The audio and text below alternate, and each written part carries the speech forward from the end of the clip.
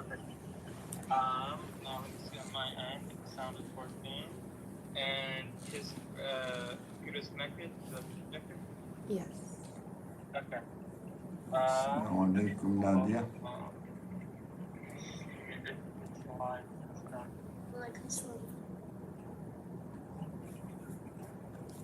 عيد مبارك إن شاء الله for everyone.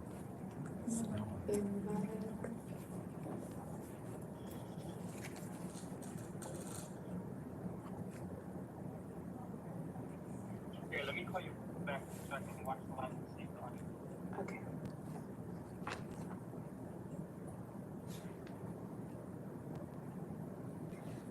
Okay. Ready?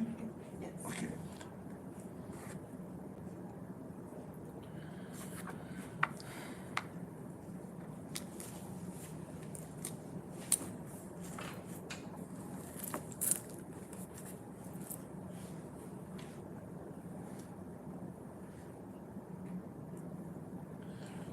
السلام عليكم ورحمة الله. أعوذ بالله من الشيطان الرجيم. بسم الله الرحمن الرحيم.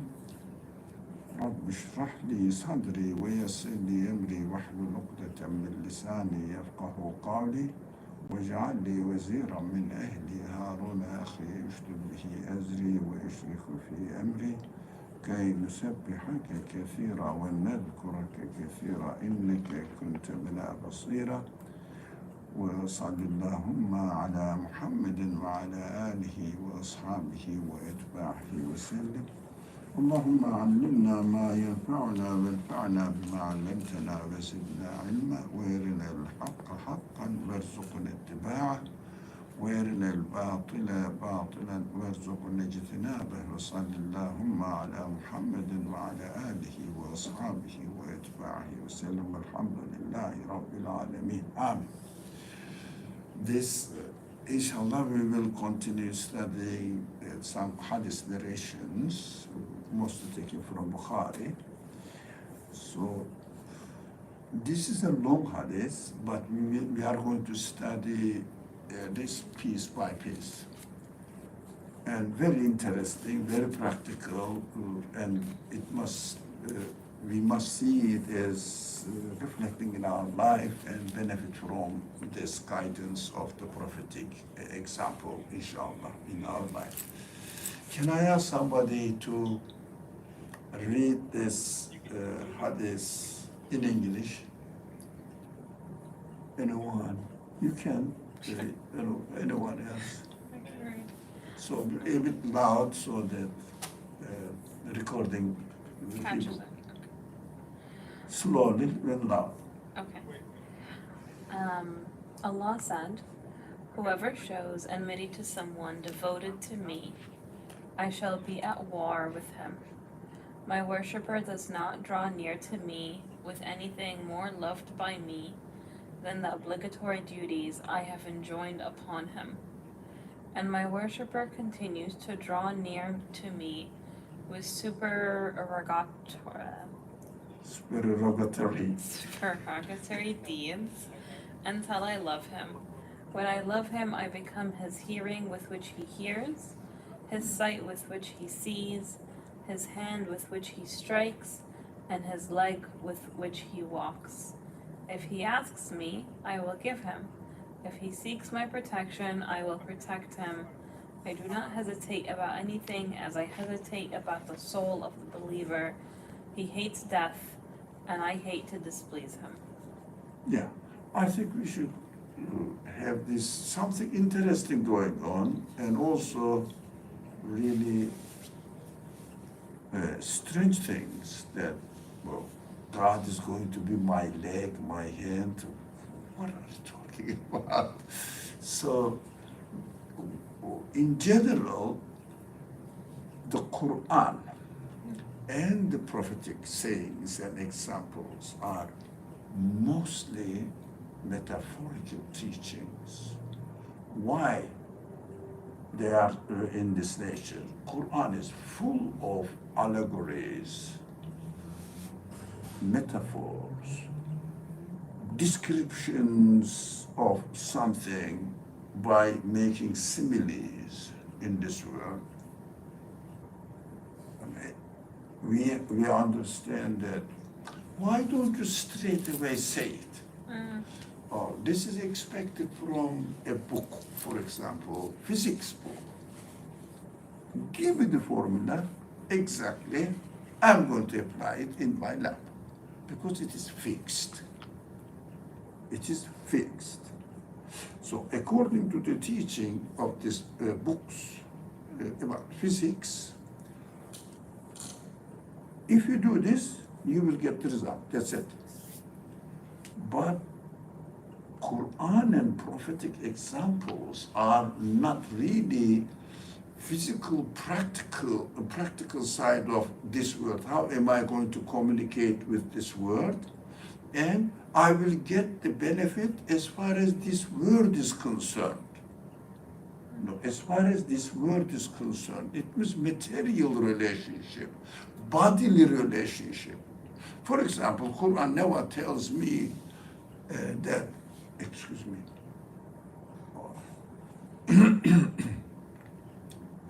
how can I grow this tree now? Or how can I cook my rice?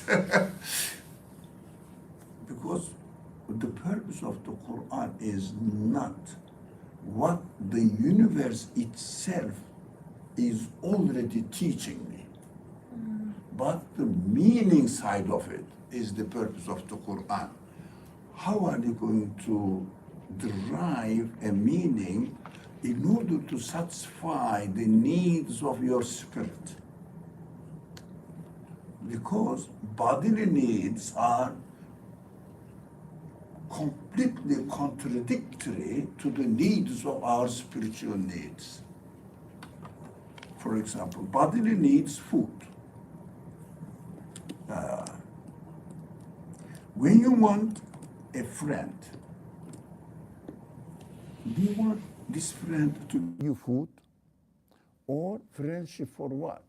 Example, for what? Friendship. Why do you want to have a friend? For accompany you, to share your feelings and support you, that you may support him or her, and have a fine, relaxing, satisfactory spiritual relationship, not physical relationship. So physical relationship, you go to the greengrocer and buy something and eat it and come. But our relationship with the universe is not only bodily relationship. One side, for example, you can come closer.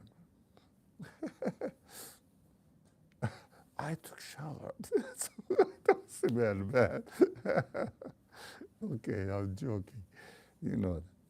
So, how can I grow, let's say, orange? You can learn from the way the things are created, and it is always the same. You learn it, and that's it. Even you don't know, your grandparents learned it, and you learn from them. You don't need God to teach you how to grow the tree or orange tree.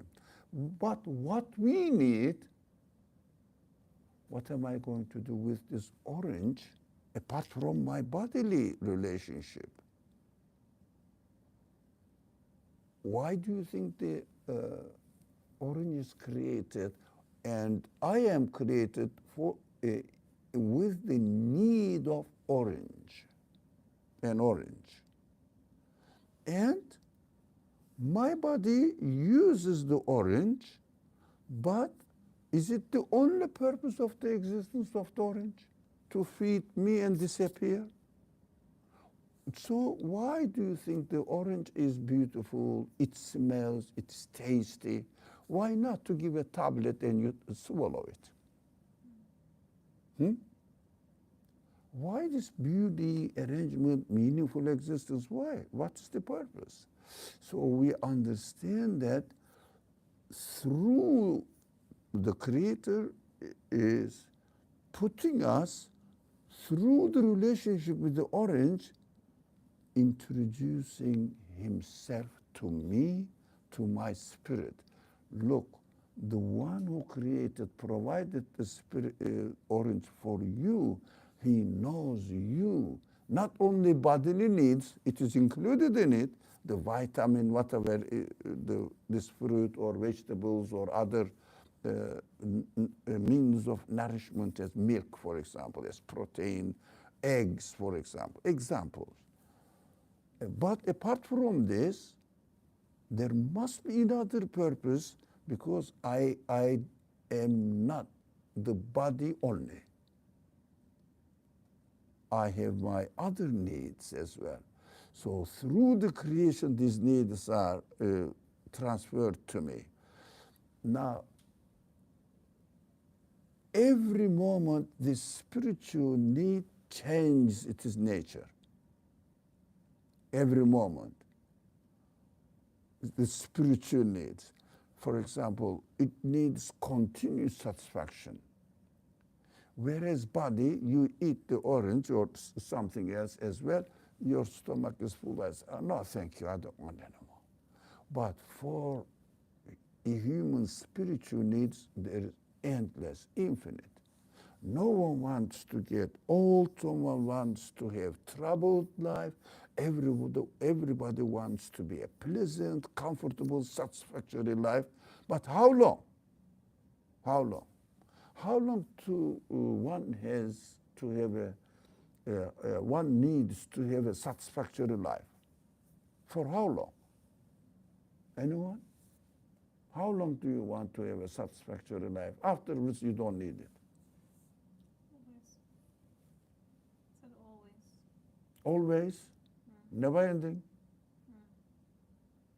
Always satisfactory?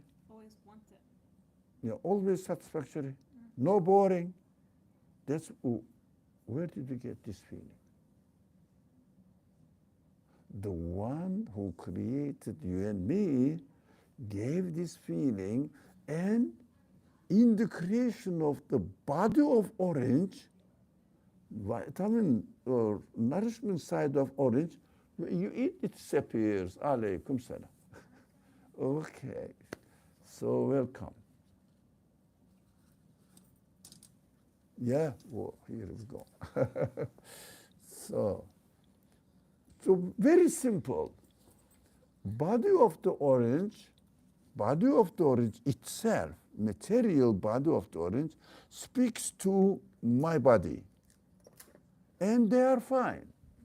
But the way the orange is created and arranged speaks to my spirit.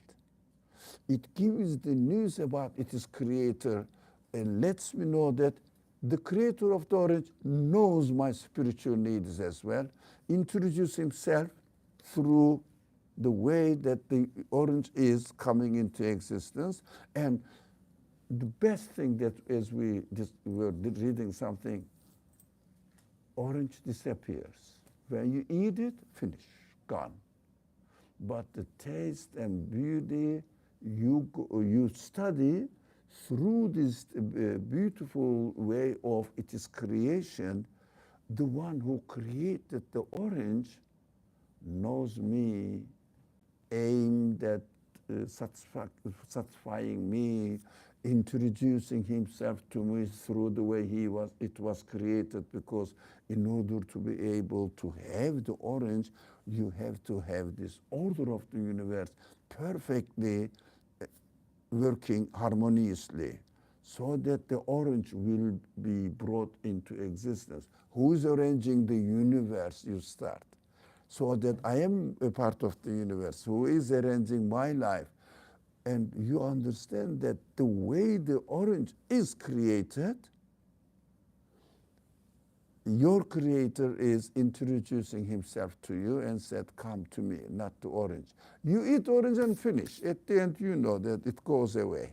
You know, it becomes just trash. Or you know what happens afterwards. So it means don't attach your feelings, your heart. Let's say heart represents human feelings.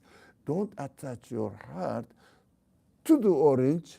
Your body is attached temporarily to the orange. It is gone, but the message you get through the way the orange is created introduces you to your creator, or its creator to you. Then you have to have this relationship with the creator. Now, why we are talking about this in the context of this hadith?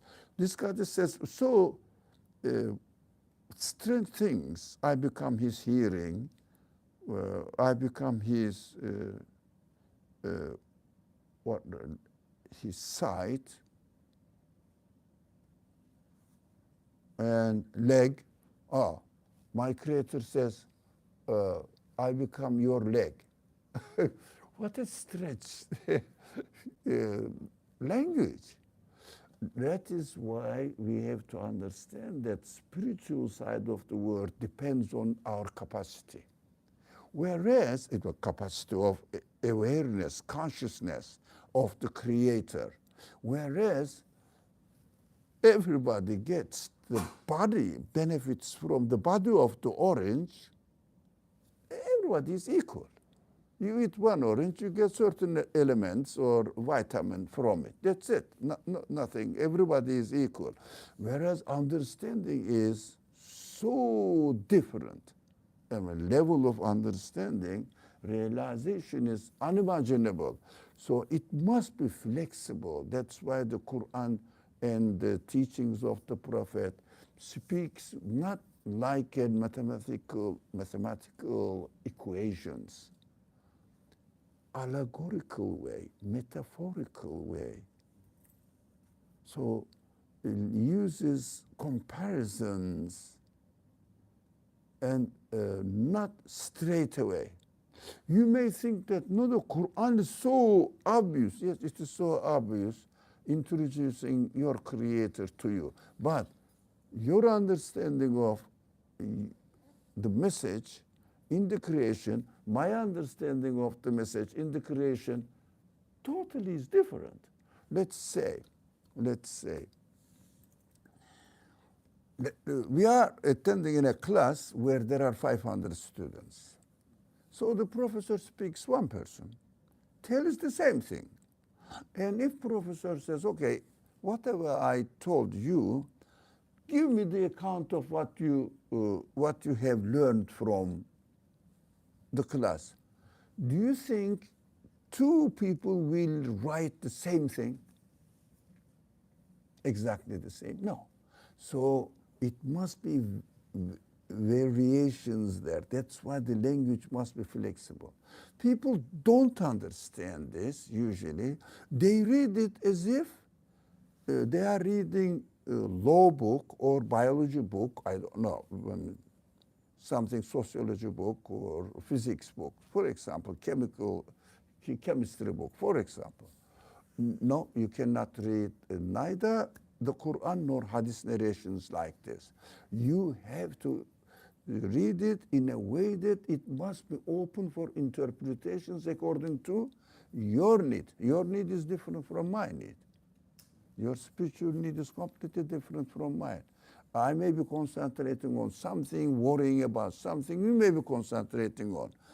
And these sources, the Quran and the Hadith, must address all of us at the same time. So the language must be flexible, not fixed.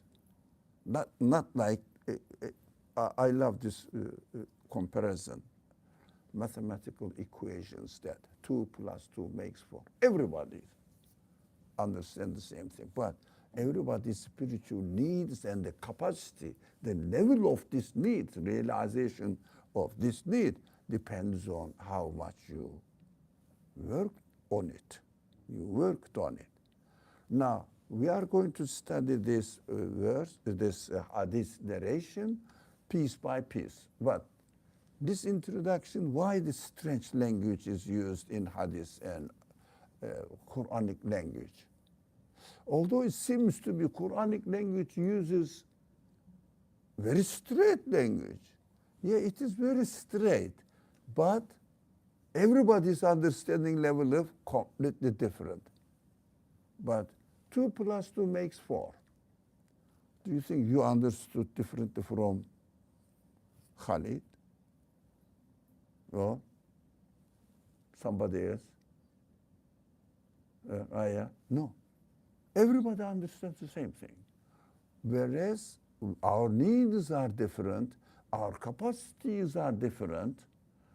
So the Quran, my creator, must introduce himself to me and send me his guidance in such a way that every individual being, must find a way of benefiting from it, according to his level. A child understands different, men understand different, women understand different. Somebody says in this case, everybody can interpret the Quran as they want for themselves, yes.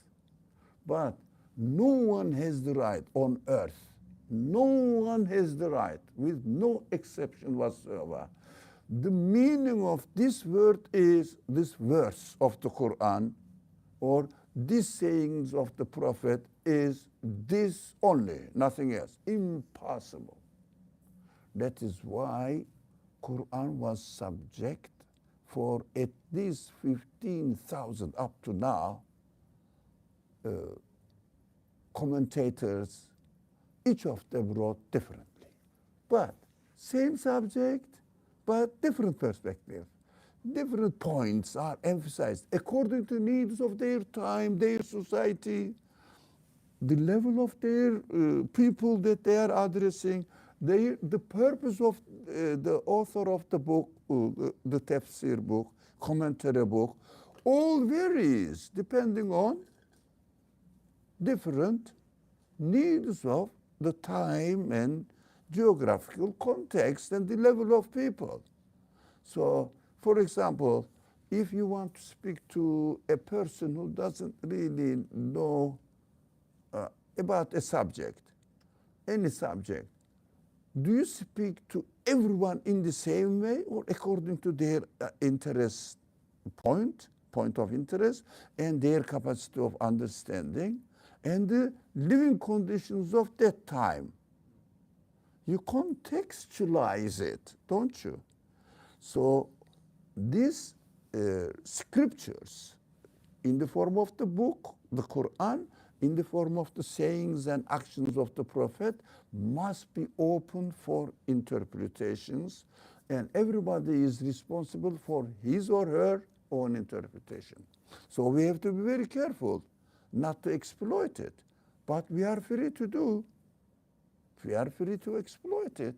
We can say, I am free to say, this verse means this for me, but I cannot say only this. So I benefit from this verse when I understood in this way. All right, welcome to it, but for yourself. But the scholars say the same thing. If a scholar is conscious of what he is doing, he must declare this first. What am I going to write is my understanding according to the conditions of my living conditions. That's my understanding.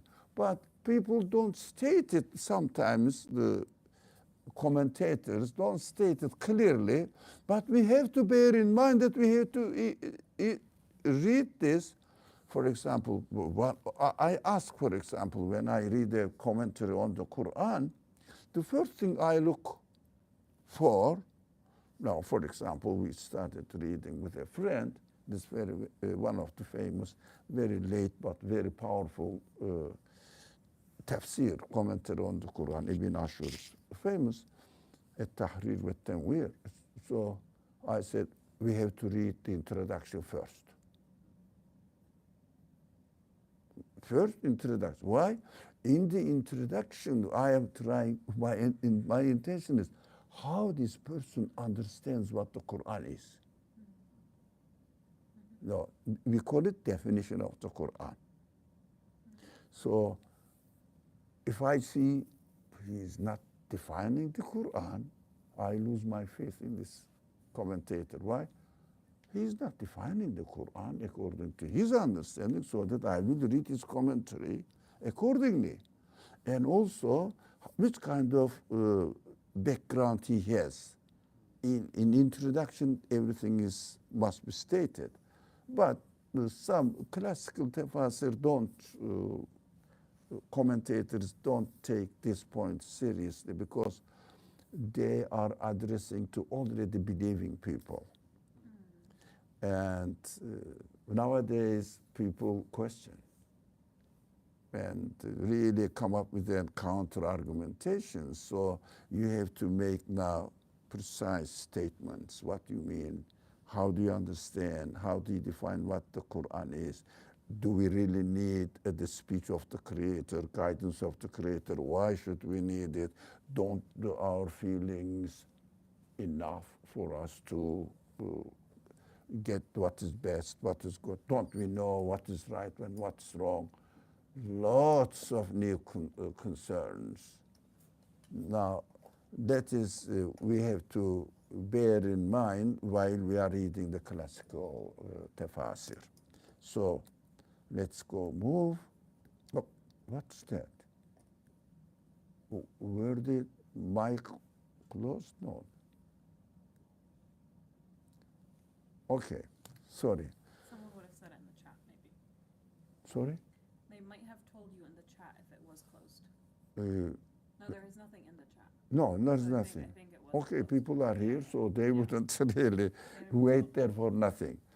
So the piece which says, my worshipper doesn't draw near to me with anything more loved by me than the obligatory duties.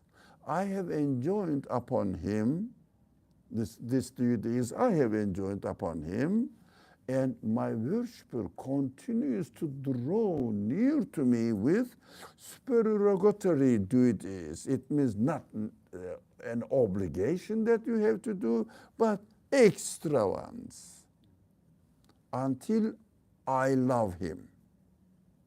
Now, my questions, let's directly jump into the questions. What does God place the highest level? Why does God place the highest level to the obligatory duties? My pronunciation, obligatory duties? Maybe right, maybe wrong. But you understand, it is written on the screen anyway. What does this reveal about his expectations? Of course, more practical question is, what are obligatory duties? What are they? Say? 5 times a daily ritualistic prayers, you mean, eh? Not praying any time from your heart or language. Ritualistic prayer, obligatory ones. You have to do it according to the teachings of the Quran and the prophetic practice, yeah? Because Quran doesn't specify. It says, what that says, perform prayers, that's it. And Prophet instructs how to do it. That is the function of the prophethood. One of the functions, not all. One of them. And excellent. What else? Zakat. Sorry? Zakat, like giving money. Zakat. It means giving to charity. Certain amount. Yeah. So these are examples. Yeah. Examples. When you do it, why do you think obligatory prayers God has enjoined upon us? So this is the condition to love God, now God loves me, I have to do it, because it's simple, isn't it? We do all these requirements that we learn, these are fixed. To know these kind of things are not really important. Yeah, not important means not difficult. It is fixed. You learn once in your childhood, that's enough. How to pray, that's it. How to give the zakat, to zakat with charity. Once, these are easy. What is difficult here? While I am praying, while I am giving charity, while I am doing all the other obligatory, whatever I think, This is I have to do it, I have to do it. That's the requirements of my religious duty. So which kind of understanding I should have? So, for example, can I tell you something? According to the teachings of the Quran, the most important obligatory deeds, the most important one, which is the, anyone? Let me see if anyone says something. Obligatory means my soul needs it. That is your conclusion. That is correct. But everybody's soul needs something. I have to do it. I have to do it. But we have to just start. Thank you for sharing. But we have to start from some basis then. What is the most essential duty that the Quran and the Prophet emphasizes on? Shahada, bearing witness to Allah. It means belief Belief in Allah. in absolute. The Creator must be the absolute one. That is the most essential.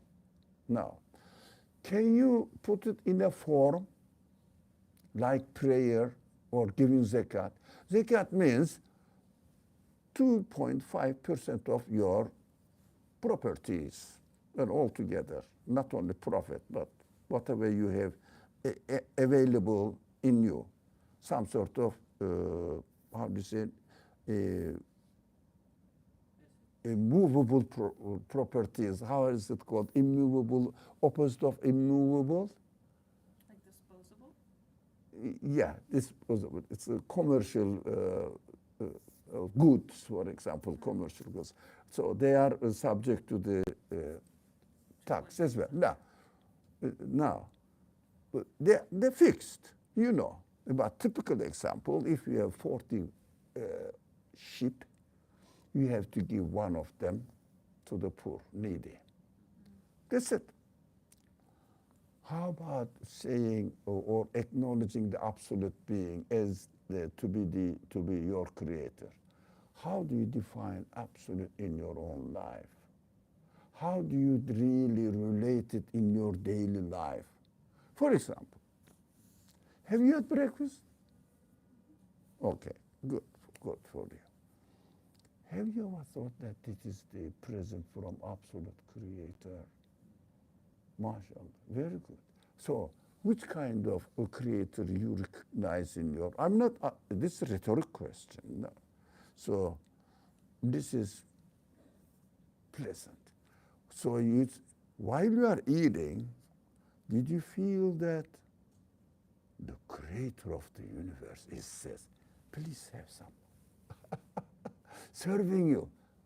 Now, like, don't misunderstand. So, don't misunderstand. Like, I don't know, I have no culture, restaurant culture. Waiter.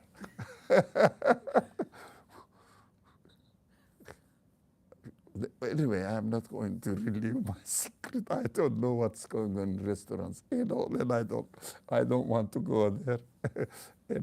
So, like a waiter comes, gives you the menu book, you choose accordingly, offers you, brings. But at the end, they ask money for their labor. Creator doesn't ask because he is the source of existence. If you want to pay for it, it's impossible to pay. It's creating it. The other ones are already created things bringing to you. Just they are the carriers, transportation. They are transporters. So they ask for it. We say, okay, take this, shut up, finish. Now, the creator says, acknowledge me. We know that. How much? Depending on. You said, it is delicious. All right. It's beautiful. All right.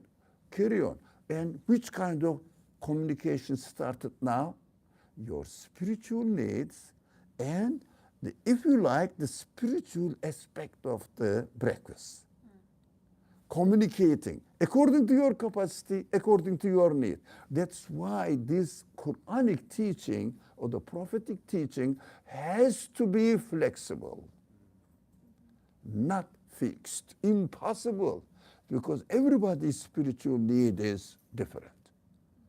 That we have to bear in mind that, you know what, in the hadith says so, it is just out of ignorance.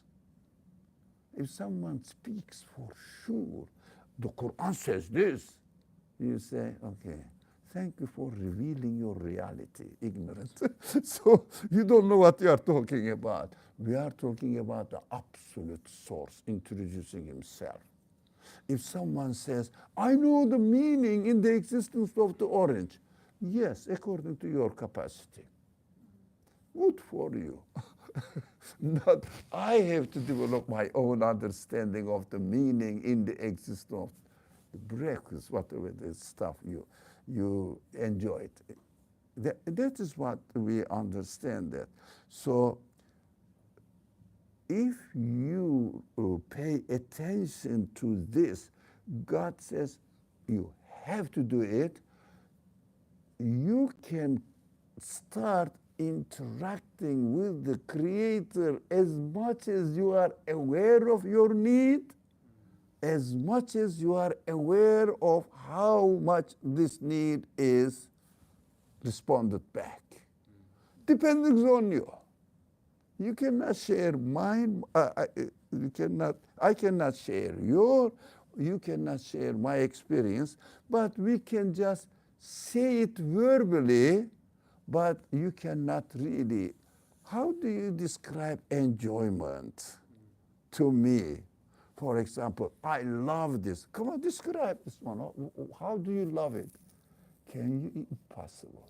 There is a poet, he says, can you draw the picture of love? Impossible. So, especially love for the absolute being, totally impossible. But you feel it. That's your reality. That is why the text which teaches you says, he says, for example, here, I love him until I love him. Which kind of love is it? As much as you experience it within your own self. As much as you need for it. If you don't need something, you are not aware of it. So if you are not aware of it, you cannot experience it. That is why, while we are reading the text, the Quran and the Hadith narrations, read it for myself. Not, you cannot share. That is why it has to be flexible, available for every person, and also for every moment. Today I need this, tomorrow I need another thing. So that is one thing that we are learning here. I have to pay attention to this, obligatory do it. I have to do it. But question 2. Anyone? Anything else for question 1? Yes? I was going to say about question 1, it seems like the obligatory duties are how you say thank you.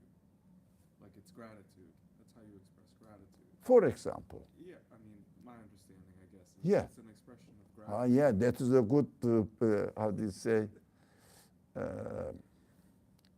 disclaimer. That's my understanding. Excellent, yes. We have to learn this. We shouldn't sell out religion or religious knowledge. So don't come here and say, there is an hadith brother. Or, good for you, shut up. Okay, go ahead.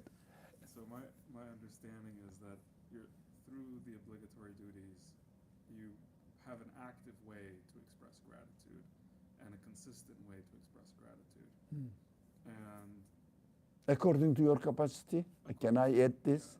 according to your Yeah. capacity, yeah. And according to your center of focus. So I was going to add, Very unique to you. that, like, to the degree that you feel like your needs are being met, Mhm. is to the degree that you can express your gratitude in these obligatory duties.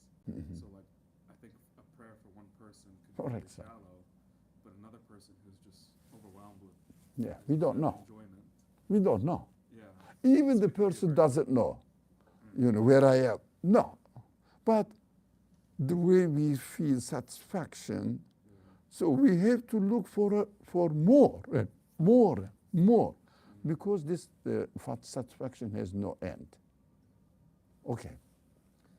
That was it. That was Yeah. my- Thank you. Thank you. Good point. So somebody wants from Zoom. Feria. Assalamu alaikum. So, from what I understand, and I'm not so sure, I still want to work a little bit more on this first question. So, it seems that obligatory duties varies from spirit to spirit. That's what I understand. But in theory, human needs, potentially, the spiritual needs are the same.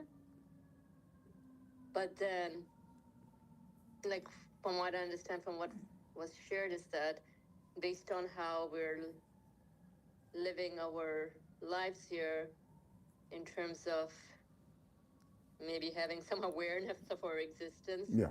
that's how much we would be able to define what the obligatory duty is for me. Yeah. Thank you. You said everybody's need is the same. I understand from it, yes, everybody needs love. To love something, to enjoy his life, her life, and also to be loved. Everybody is expected to be respectful to other beings, human beings, animals, other creatures, and really pay attention to the right of the things to exist and acknowledge what they are doing for you. Of course, when you look at the stars, acknowledge they are serving you, introducing their creator to you so that you will benefit from it. You will learn who your creator is through the witnessing of the stars, for example. But love, okay. But which kind of love? How much? In order to satisfy which feeling depends on all personal experiences. So we have to be aware and we have to be flexible. Yes, we need love, correct. And we need to respect, correct. And we need to be respected as well, correct. But everybody's expectation is completely different. That is why we should not expect to have exactly like-minded person to be a friend or something. No, impossible, especially those people who are going to get married, if they are not yet, most of the case nowadays. Like exactly we are the same, impossible. So everybody has to respect the capacity and needs of other person and take care of himself and try to respect others as well. So that is the only way to benefit from it, from human common sense, as our friend Feriha said. Everybody needs respect. So you respect and expect respect. That's it. This is obligatory duties that we have to do it minimum. How about the second question? What are some examples of superority, supererogatory, if it is right pronunciation, deeds in our practical life? What is supererogatory deeds? Anything extra that's not obligatory, like praying your sunnah prayer, or Yeah, praying the sunnah. But anything extra was best. Anything extra that you have to do it. Yeah. For, you have to, not you have to do it, no. What you have to do it because you are ordered to do it. But extra means your extra appreciation of it. I mean, the first category has to be done, but the second category is very valuable. You don't have to, but you are doing it. Oh, that is very precious. Do you notice that? What are they? For example, while you are in the park, Washington Square Park, do you have to say, MashaAllah, beautiful, obligatory? No, but this is more precious.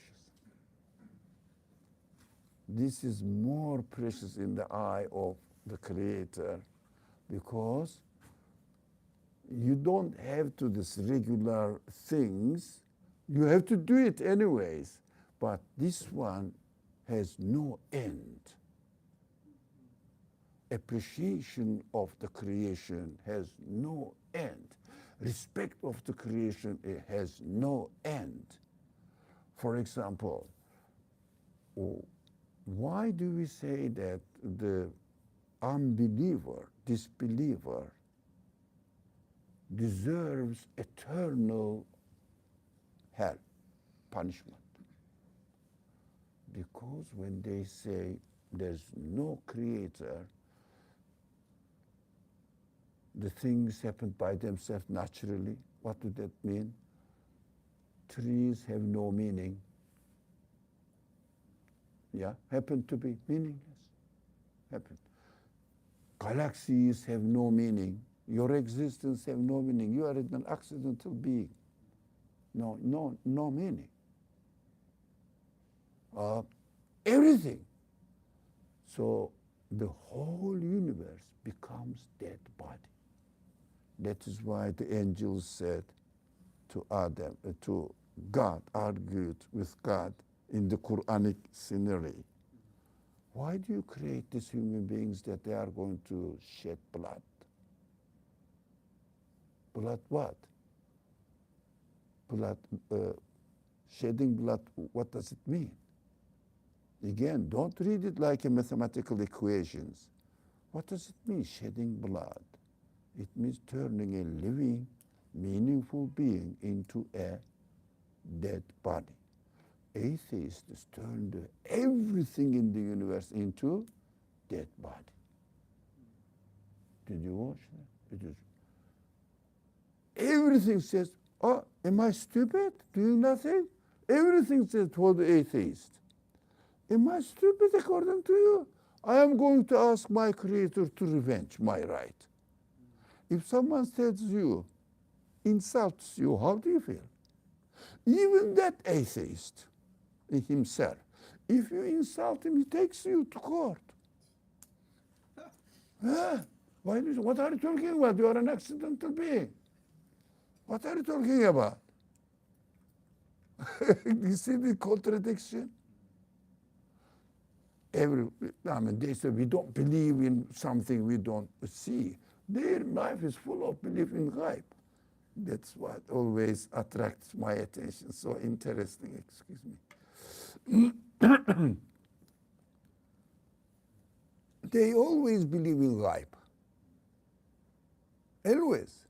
If someone says, who spoke to me? A voice came. No, there must be somebody. Did you see him? No, but there must be, because it is an conscious language, meaningful sentence can only be done with a conscious being, and it can only be the human being.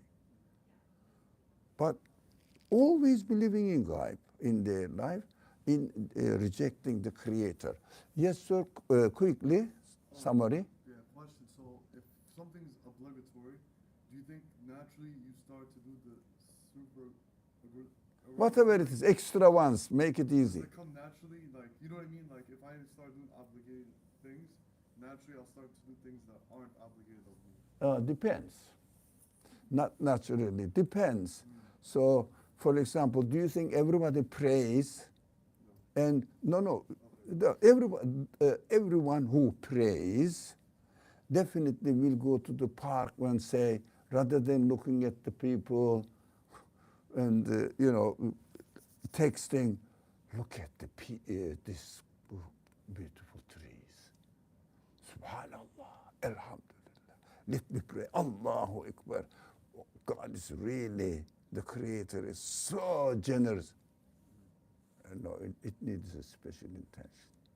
Not necessarily that they will do it. No.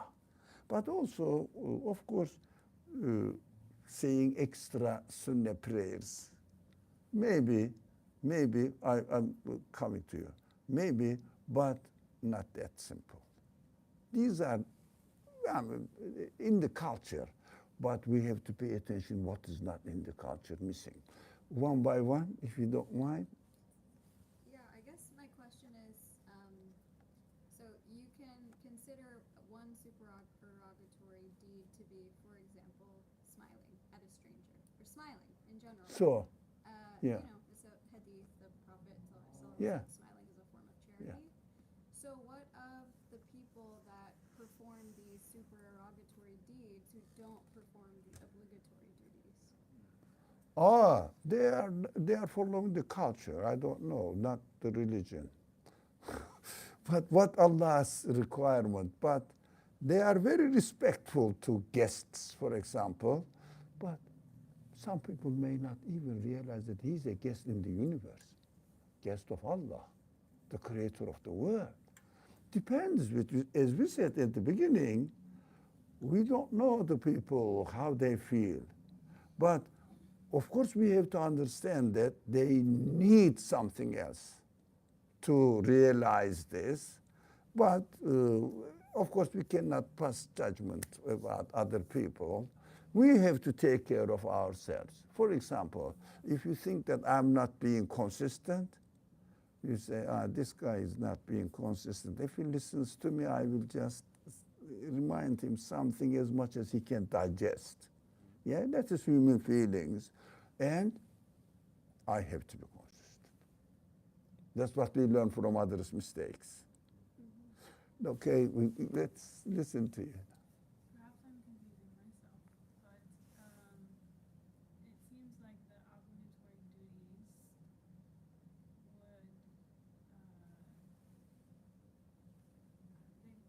it feels like maybe an external action, and then the additional is maybe drawing meaning from that. However, when you speak of belief in no God other than Allah, that's obligatory. Yeah, actually, we have to understand that we are created to live in a society.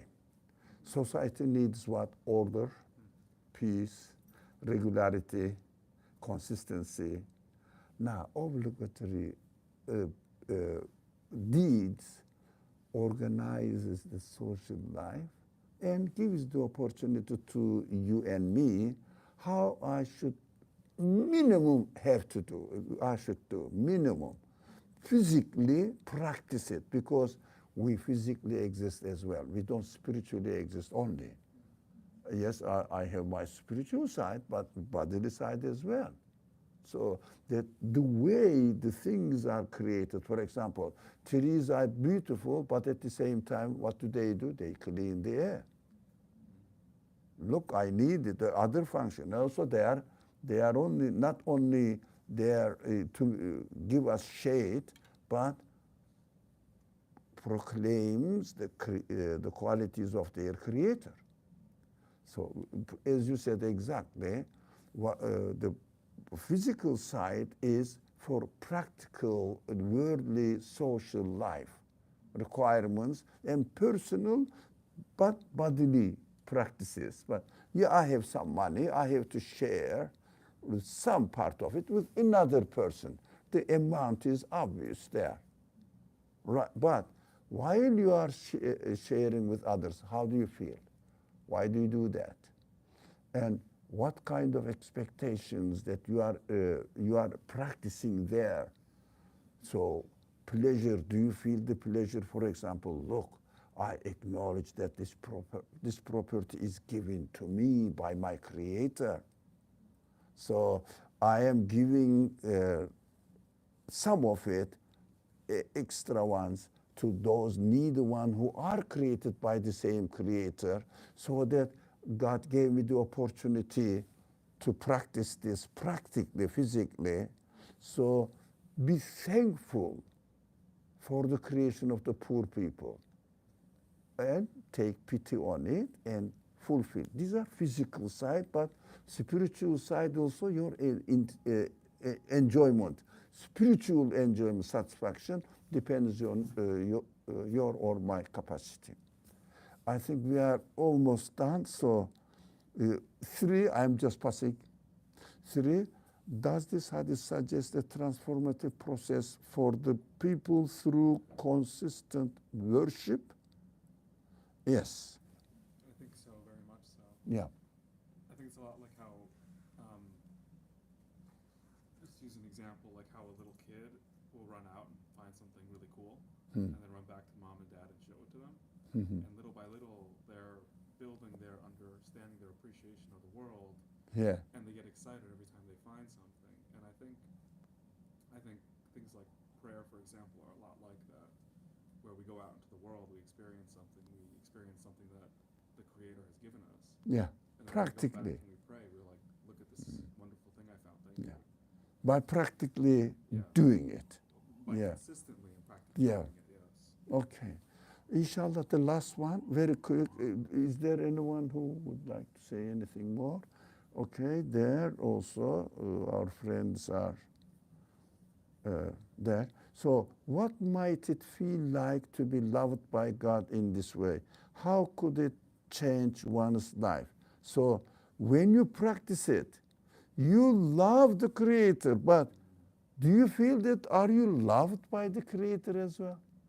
Now, that is what we have to pay attention to. If I love Him, love the Creator, be careful, your sense of love is created by Him.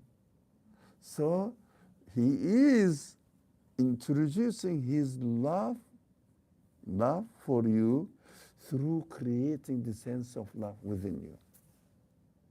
Do you get this circular relationship? The more we practice the love for the creation and love for the Creator, the more we are expected to feel that my Creator loves me. So, but it needs one thing. The sense of love doesn't belong to me. The sense of love belongs to the one who creates me, continuously practicing the sense of love in my life. Yeah. 2 things. So, like, do you think the Western concept of self-love is like something that's very individualistic, where it's like self-love comes from me, not from something above me? Now, this is diverted, selfless. I think the Self-love, not selfish love, self-love. Because like self-love is like this new concept that's been showing up a lot more often, where people are like, I feel self-love from myself, or sense of love from myself, right? Without doing anything. Sense of love? Sense of love, right? That's what you're saying. But the sense of love depends on, if I understood you correctly within this context, if someone says, this sense of love, my love, it belongs to me, then he cannot do anything with it. He must accept and realize that it is given to me. I cannot have the sense of love by myself if it is not given to me in my existence. So those people who don't want to acknowledge their Creator appropriate everything to the things themselves. Therefore, my existence is belongs to me, my feelings belong to me, so I am free to dispose it as I want.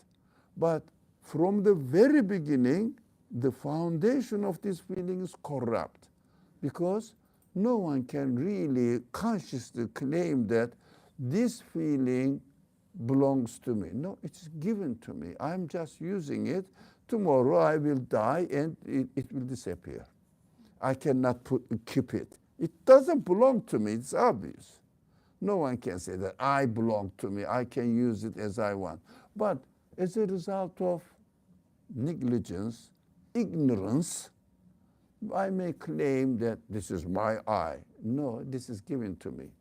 I am just using it as a tenant, if you like. But my body belongs to him. Oh, yeah? So just a question in terms of specifically number 4, but in general, like as a theme that I've noticed, so I just wanted to check in, is that there isn't this experience of God is directly loving you or directly protecting you or directly answering your prayers, but it's more that God works through you, right? So with the whole, what might it feel? I'm asking. So I'm saying what I understood, so I'm asking to see if this is correct. It's a perfect feeling if you realize that these feelings are given to you and you are given the free will to use it. When you use it, God is working through you.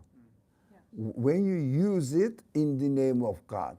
But as our friend said there, if you use it as your property, not God's function. It must be, in reality, God is functioning, but you deny it. This person denies it. That is why this person is a thief.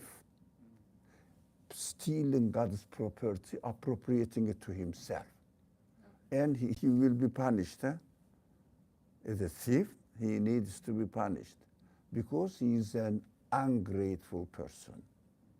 So if someone says the feelings belong to me, these are my properties, my ear, my eye, my heart. No, they are given to us. They are gifts. But materialist minded people may claim they belong to me. I think we are over time. Sorry, Bismillah. Subhanaka la ilma lana. Amen. Subhanak. Very hard, so something. Okay. So how is interpreting hadith different than interpreting verses from the speech of God? No, it is not. We didn't say. I don't see any difference because I must make it resonate with me, yes, in both senses, yeah. Did I say interpreting hadith is different from, if I said it was a wrong thing to say, I would apologize for it. Thank you for reminding me that we shouldn't make this mistake. Thank you very much. Bismillah ar-Rahman ar-Rahim. Subhanaka la ilma lana illa ma 'allamtana innaka antal alimul hakim wa akhiru da'wahum and alhamdulillahi rabbil alamin bi hurmati sirri surat al-Fatiha. Allahumma salli ala. Can you go in from the office? You know. I know, yeah. Okay, thank you. Thank you very much. See you next Tuesday, inshallah. Thank you. I'm very pleased. We were not expecting anyone, actually. He said, okay, too. But alhamdulillah, thank you for coming and your comments. Thank you so much. You read it? I did.